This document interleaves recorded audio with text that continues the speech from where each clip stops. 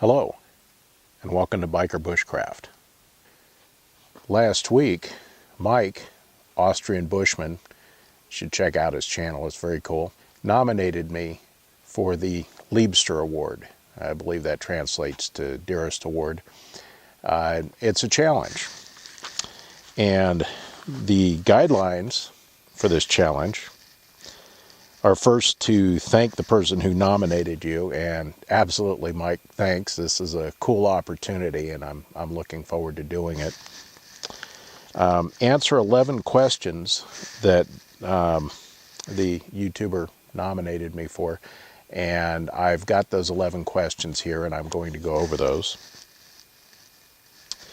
Nominate 3 to 11 more YouTubers for the Liebster Award. Now, this is where it gets a little bit hazy. Most of the YouTubers that I know that would be interested and willing to do this challenge have already been nominated. So here's what I'm going to do, is I'm going to ask for volunteers. After you've watched this video, I am going to, in the description, post my questions. And if you would like to volunteer for this challenge, then please volunteer for it. I'm not going to nominate or challenge anybody else at this point in time directly. So this is strictly voluntary. We'll see how that goes. So again, the 11 questions that I have will be in the description, and they aren't going to be the same questions that I was asked. They're going to be new and unique. Then you're supposed to inform the nominees that they've been nominated, and of course you'll know because this is voluntary. So I'm looking forward to not only doing this challenge, but seeing who of the viewers that I have would like to take it on as a challenge themselves. So in order to answer the 11 questions that I was asked, I had to break out one of my old journals and look through it and see if I had some stories. As any of you who've been following my channel know, I do keep journals, and it keeps a good record just for occasions like this. So the first question that Mike asked is, do you prefer to go alone or in a group? Generally, I'm out here alone, and for those of you who've been following my channel or who saw my meet and greet over at Yankees Outdoor, you probably know that the inspiration for creating this channel is to inspire more people to get out there, and that includes my friends who often, when I ask them if they want to go camping, just shake their head, have no interest. If it's not a hotel, it's too rough. They just don't want to do it. So I invite people. But here's my take on it in general.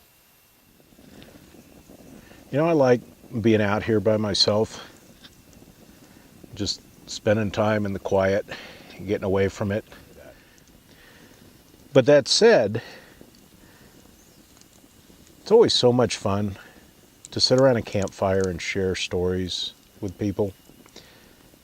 And I've had numerous occasions where I've been out on the road and run across somebody, and whether they're campsites by mine, or whether we're both headed into the campsite, or whether we're just on the road and decide to stop for one night and hang out. And I've heard some of the greatest stories. People's personal stories are just fascinating.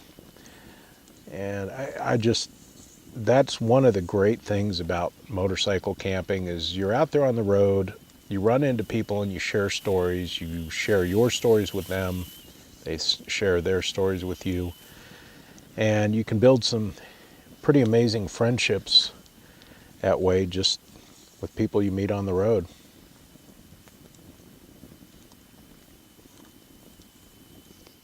The next question is really a difficult one, and that's, what is the most challenging trip that you've done? And that, I'm not even sure how to answer that one. The reason being is they're all challenging. And in my philosophy, to an equal extent, because you go out there with what you have and you spend time in the bush and you make it work. As long as you're able to come up with food, water, and shelter, you really don't need much more. Now, I've always been able to come up with food, water, and shelter. If something fails, if I lose something, if I break something, if I forget something, there's always some sort of an alternative.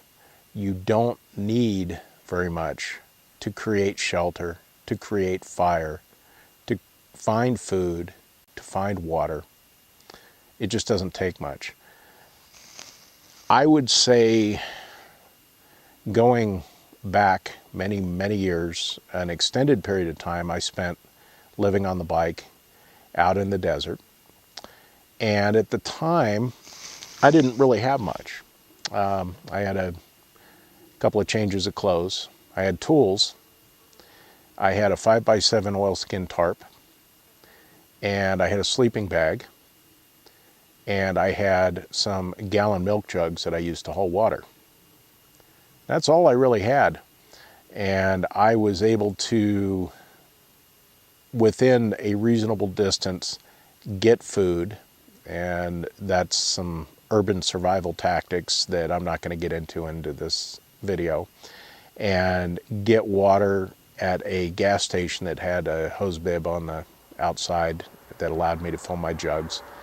So every 2-3 days, I'd go into town, an hour ride each way.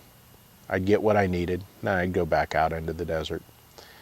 And I did a lot of hiking and wandering around, and it really wasn't that challenging. It was relaxing, if anything. So, but that's what I would consider my most challenging. That's where I had the least to work with and had to create the things that I needed. And I spent a lot of time reading during that period of time too, which I truly enjoyed. The next question is, what is the most beautiful place that you've camped? And that's a really tough question for me. There have been so many. I've camped all over the country and in just about every type of environment. And I'm not really sure, but I do know that I don't have photos or video of a lot of those places that were just amazing. Years ago, I didn't have a camera. Years ago, when I did have a camera, it wasn't digital. So I've got hard photos I could do something with, but I don't have photos, I don't have footage. So using recent experiences, I would say the most beautiful place that I've been in recent past is camping above Mono Lake out in the desert. And that would definitely be my favorite place in recent history. And waking up in the morning and watching the sun come up over the lake and the desert mountain was an amazing thing. Take a look. So I went for a morning walk, hiked up the hill here, and here's where I'm at.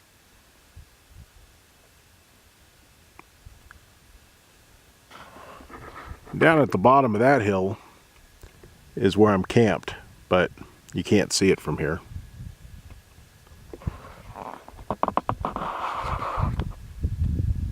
Over yonder is Mono Lake. And what inspired me to walk up here is not half an hour ago, there was an eagle flying along the top of this ridge. I haven't found him yet, haven't seen him again, but figured it was worth coming up and taking a look.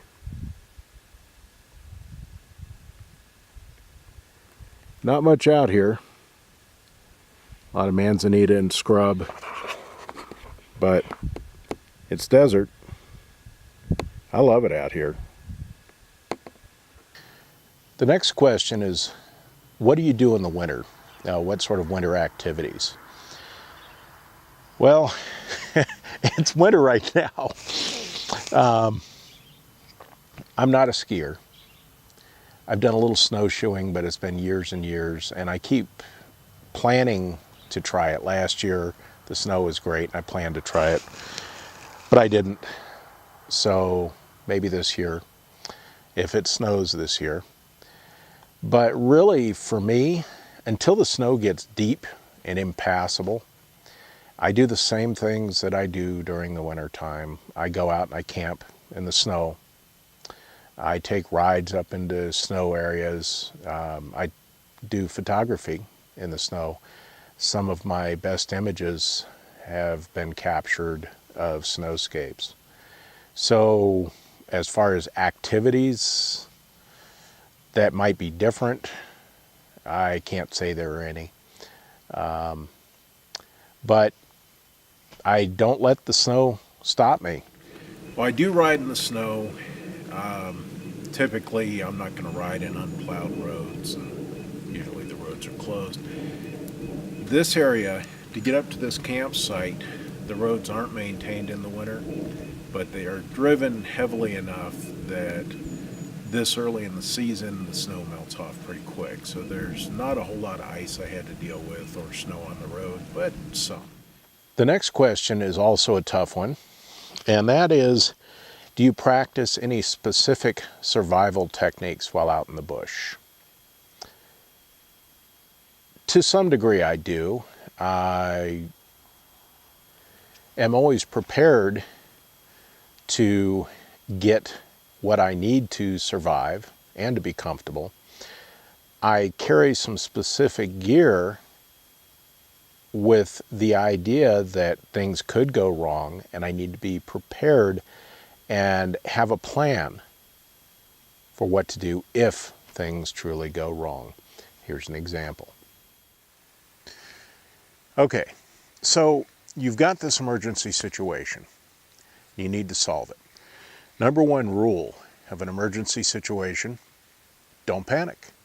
Stop, think. There's a couple of schools of thought, but that philosophy drives the direction I go. So for me, to try and think, I'm going to have to hike out of here. I've got a 20-mile hike ahead of me. How am I going to do this? What am I going to bring with me? That's number one. What am I going to bring with me? What do I need to be successful in self-rescue? So I could think about what I have and put together a list in my head of what things I'm going to bring. That's one.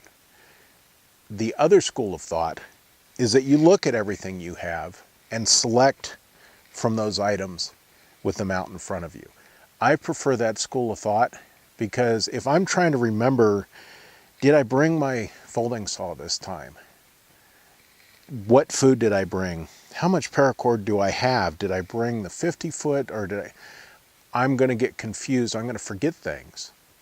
And especially in a stressful situation. If I'm stressed about self-rescue, I don't want to add to that stress by trying to remember what I have. So I put everything I have out in front of me. And from these items, I'm going to select what I'm going to need to carry with me to self-rescue, to make this 20-mile hike to town to go get parts or go get help. In Bushcraft, there are what we call the 5 C's. These are the 5 items that you absolutely have to cover with a tool in order to survive. And those 5 C's consist of cover, combustion, container, cutting, and cordage. Now the next question's an interesting one, and that's, how do you feel about fixed bushcraft camps? For me, it's not something I really need. Traveling is a big part of my channel. And really the only purpose that I would have for a fixed camp would be for a filming location so that I can do more in-depth videos of specific skills. Aside from that, I'm not an avid hunter. I don't need a place that I can go, like a hunting cabin, to go out and hunt every year. So it just wouldn't be a practical thing for me to build anywhere that I have available to me at this time. But in the future, there is always the chance that I'll do that so that I can do some more detailed videos on bushcraft skills. The next one, I think you already all know the answer to, and that's, what is your favorite recipe to cook outdoors over the campfire? Those of you who have been following my videos know what I'm up to here. I've got an apple on a stick. And so I'm just going to sit here and roast it. And what I'm doing is trying to heat it up until the skin is ready to fall off. And then I'm going to dip it in some brown sugar and cinnamon and glaze that over the fire, and I have one awesome dessert. I would say this is one of my all-time favorite camping desserts. Not a big fan of s'mores, not a big fan of marshmallows, but this, I could dispense with the meals and just eat this. The next question's an interesting one, and that is, how do you get motivated to go out and camp in the weather? And it brings me back to an old saying I heard years ago: if you don't ride in the rain, you don't ride. And that's pretty much my attitude about everything. I'm not going to let a little rain or snow stop me. I ride in the rain, I ride in the snow. Some of it out of the need to get from point A to point B. When I set my mind to something, I do it. Sometimes it's a scheduling need. I'll give you an example. My wife and I pulled into a campsite in Durango, Colorado one time, and it was raining. It wasn't terrible, but it was raining. It was late at night. We were ready to stop. So we camped the night, woke up in the morning, and it was still raining. We were headed for Canyon City, Colorado. Well, when we woke up, my rule of never leaving the rain applied, and so I wanted to wait and see if it would stop raining. 9 o'clock came, we'd eaten breakfast. We hung out in the little store they had at the campground. And the campsite people were getting a little tired of us, but they were being lenient. Much to their credit, they weren't telling us, you have to leave now, it's 10 o'clock, which, if I recall, was the checkout time. But I was aware that we'd overstayed our welcome. Finally, about 1 o'clock came along, and it was still raining. It just wasn't going to stop. And so we made the decision to take off in the rain. And we did. We rode, I don't know, maybe 100 miles. And when we stopped for gas, we went in to the store, got some coffee to warm up, went into the bathroom and wrung out our leathers and used the hand dryers to dry our gloves out as much as we could. And then we continued on, and it didn't stop raining until we got to Canyon City. So in that case, it was a matter of necessity. We had to leave where we were, and the next place that we could stop was a long way away. The next question's an interesting one as well, and that's, what's the heaviest piece of gear you carry? For me, that's my oilcloth tarp. I could carry a lighter, smaller tarp. They're out there. You can get tarps that weigh like 1.5 pounds, and they're huge.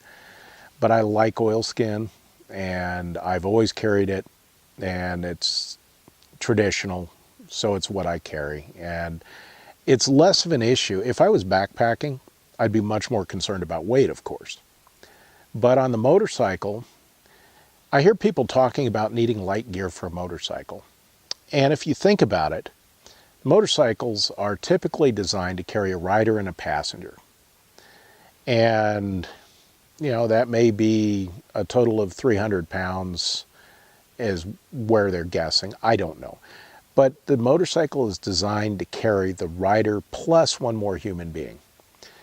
If you've got more than 150 pounds of gear, you definitely have more gear than you need. But up until that point, I really don't concern myself with weight. So my tarp's the heaviest thing I carry, and it's about 10 pounds. And it works for me, and it's a choice to carry it. And I'm not worried about weight.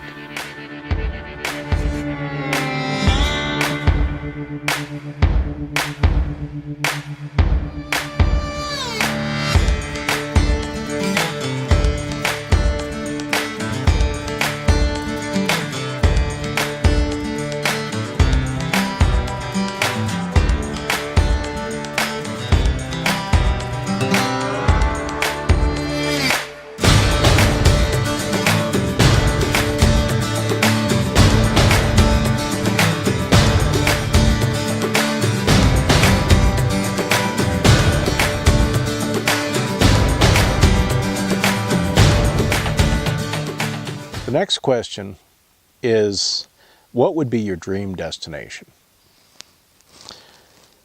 And I would have to say that has to be more dream trip for me than destination, because it starts and ends at the same spot. Is I'd love to ride around the world. There are some areas where I would require a boat to haul my bike from one piece of land to the other, but that would be it. And I may do that at some point. And no, that's not the giant trip that I have planned for this year. I wish it was, but it's not. Not quite that grand. Now, my reasons for wanting to do this are not just to see places. I've seen places. I've traveled. But it's to experience cultures, experience people on a level that you can only experience if you travel by a means that immerses you in a place. Sailing, that's easy because you bring your home to the new location. Your home is there, you're docked there. Everybody you meet, you're now a local. You've moved to their place, their country, their city, their town, their village. And on a motorcycle, it's similar because you're camping, you're living outdoors, you're not going to the tourist places, you're not going to hotels, but rather you're camping out. You're riding into a town, you eat at a restaurant, you meet with the local people, you make friends with people, and you experience different places and cultures in a way that you can't do otherwise. It's really an amazing thing. I want to thank all of you for watching, and Mike, I especially want to thank you for nominating me for this challenge.